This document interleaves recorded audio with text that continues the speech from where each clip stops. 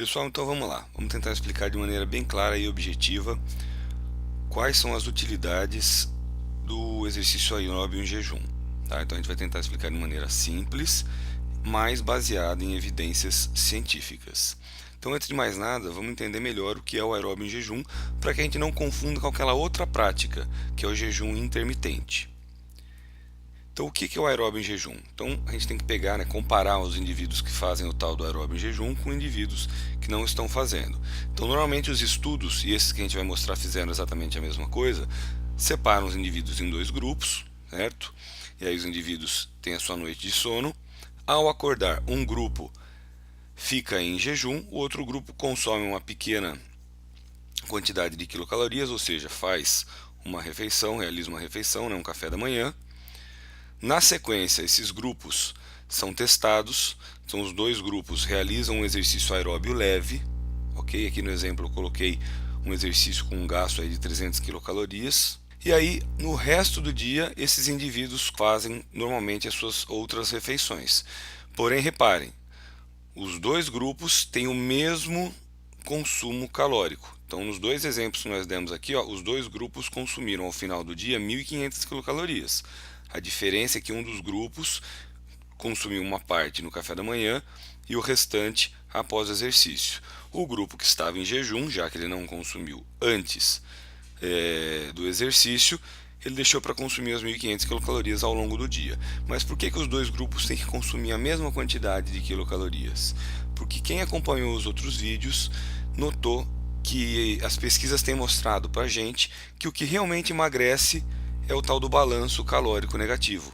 O principal fator, não é o único, mas o principal fator é o consumo calórico. Então, os indivíduos consumindo a mesma quantidade de quilocalorias, 1.500 e 1.500, na teoria é para que os dois grupos emagreçam, oxidem a mesma quantidade de gordura.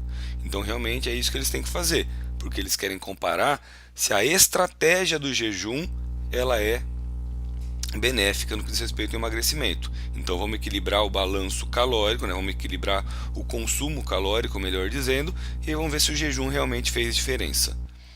Então vamos ao primeiro estudo. Então nesse primeiro estudo aqui, pessoal, que foi até o que nós mostramos no Instagram, nós podemos notar logo de cara que o grupo em jejum e o grupo que se alimentou antes do exercício, a redução de gordura foi significativa para ambos. Então, ambos emagreceram, ok? Num período de tempo que eles realizaram essa pesquisa. Então, ambos emagreceram. Porém, a diferença entre os grupos não foi estatística. Ou seja, nós não podemos dizer que o grupo que fez o jejum teve um emagrecimento maior do que o grupo que não fez o jejum. Então, eu trouxe aqui um artigo para a gente, mas existem outros que mostram a mesma coisa. Quando você verifica percentual de gordura, quando você verifica composição corporal, o grupo que fez o jejum não levou vantagem em relação ao grupo que não fez o jejum. Então, aparentemente, o exercício com predominância aeróbia realizado em jejum, aparentemente, não traz uma maior oxidação de gordura. Porém, os indivíduos que realizam essa estratégia, eles relatam que sentem uma melhora estética.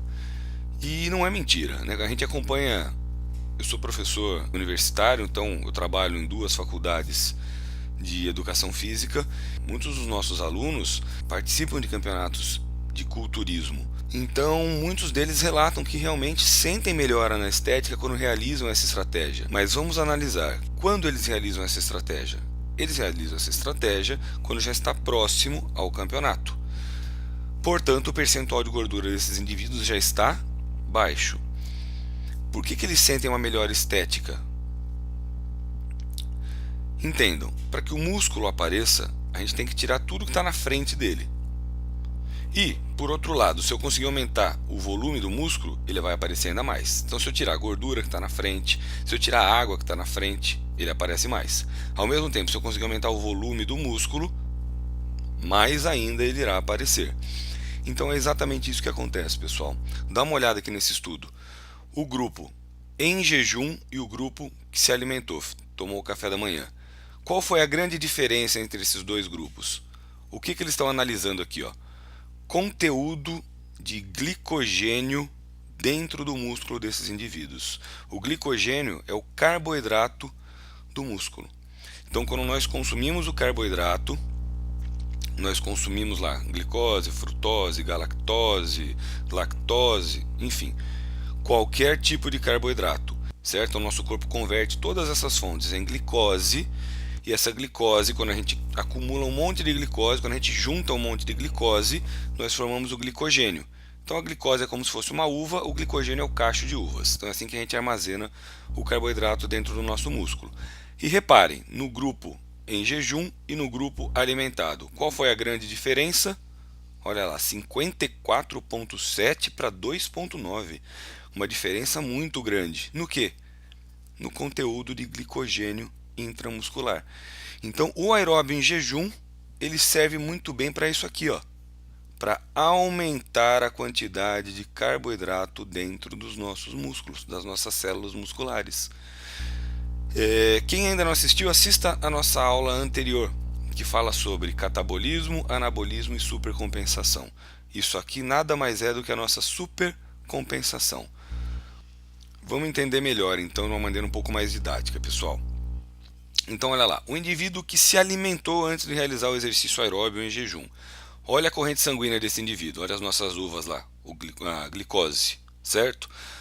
Olha o estoque intramuscular de carboidrato, o glicogênio. Tudo isso aqui, pessoal, serve para uma coisa só, para reconstruir uma molécula chamada adenosina trifosfato, ATP. Por hora a gente vai ficar só com a nossa sigla aqui. Mais para frente eu vou postar algumas aulas a respeito da bioenergética. Então a gente vai entender um pouquinho melhor sobre ATP, creatina fosfato, carboidrato e tudo mais. Mas por hora a gente tem que entender o seguinte: essa aqui é a nossa moeda energética. Todas as vezes que o nosso músculo precisar de energia, ele não vai buscar direto na glicose, ela vai nos ajudar, mas não diretamente. A fonte direta de energia para as nossas células é essa molécula aqui, ó. Esse aqui é o nosso dinheiro, tá? É como se a gente fosse viajar para os Estados Unidos. Lá eles usam o dólar, aqui nós usamos o real. Não adianta nós chegarmos com o nosso real para comprar alguma coisa lá. É dinheiro também, mas eu vou ter que trocar o real pelo dólar. Então o câmbio deles lá é o dólar. Aqui na nossa célula, o câmbio é adenosina trifosfato.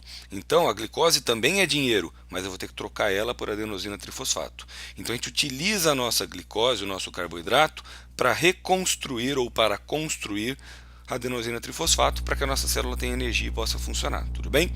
Mas vamos lá então. Falado isso, olha o que acontece. Quando a gente está alimentado, quando a gente fez uma pequena refeição antes do exercício, eu tenho um pouco de glicose na corrente sanguínea. Então, para reconstruir minha adenosina trifosfato, eu uso um pouco de glicose que está dentro do meu músculo, mas eu também uso um pouco da glicose que está na corrente sanguínea. Logo, olha o que acontece. Se nós nos lembrarmos da nossa aula anterior, eu estou degradando o meu estoque de carboidrato.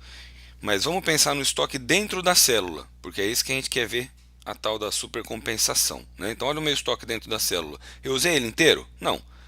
Eu usei apenas uma parte. Então eu catabolizei um pouquinho, olha lá, eu catabolizei uma parte do meu estoque intracelular.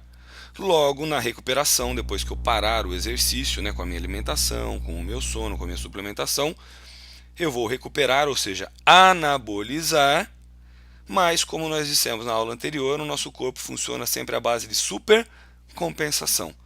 Então eu vou sempre recuperar um pouquinho a mais do que eu desgastei. Então olha o tamanho desse catabolismo aqui, pessoal. Representa aquelas duas glicoses que a gente tirou daqui, ó, do nosso estoque intramuscular de glicogênio. Tá, e daí? E daí o seguinte, quando a gente vai olhar o caso do indivíduo que não se alimentou, olha como é que está a corrente sanguínea dele. O nível de glicose está um pouco mais baixo. Então, se o nível de glicose está um pouco mais baixo, eu não posso contar tanto com a glicose que está na corrente sanguínea. Logo, para refazer a adenosina trifosfato, eu vou depender muito mais do meu estoque intramuscular. Então, olha lá, agora eu vou usar mais glicoses de dentro do meu músculo. Logo, o meu catabolismo intramuscular, olha lá, o catabolismo da glicose que estava no estoque intramuscular, agora foi muito maior. Se o catabolismo foi muito maior, o anabolismo e logo a supercompensação também será. Então isso explica, pessoal, por que o nosso estoque de carboidrato aumenta quando nós realizamos o exercício aeróbio em jejum. Então, quando nós olhamos um indivíduo, um atleta, né, um indivíduo muito treinado, que está com uma definição muscular próxima a essa que nós estamos vendo aqui, você consegue ver até o sentido das fibras musculares do indivíduo, você consegue ver o formato, a morfologia perfeita na musculatura, e ele realiza o aeróbio em jejum, e ele sente que aumenta essa definição muscular. Isso não é à toa. Isso é justamente por conta desse efeito da supercompensação de carboidrato. Mas por quê? Pelo seguinte, o carboidrato, pessoal, quando ele entra nas nossas células, ele puxa, ele traz junto com ele de 3 a 5 vezes mais água, de 3 a 5 ml para cada grama de carboidrato. Portanto, aquela água que estava na frente do músculo atrapalhando, os indivíduos que treinam, eles falam que o músculo está embaçado. Você está com pouca gordura no corpo, mas você não consegue ter uma boa visibilidade muscular, o músculo está embaçado. Então esse carboidrato, quando ele entra na célula, ele deixa o volume dessas células maior, ele puxa a água que estava fora, atrapalhando a visibilidade, portanto a definição muscular parece melhor. Esteticamente fica melhor para o indivíduo. Mas não foi então por conta de uma maior oxidação de gordura.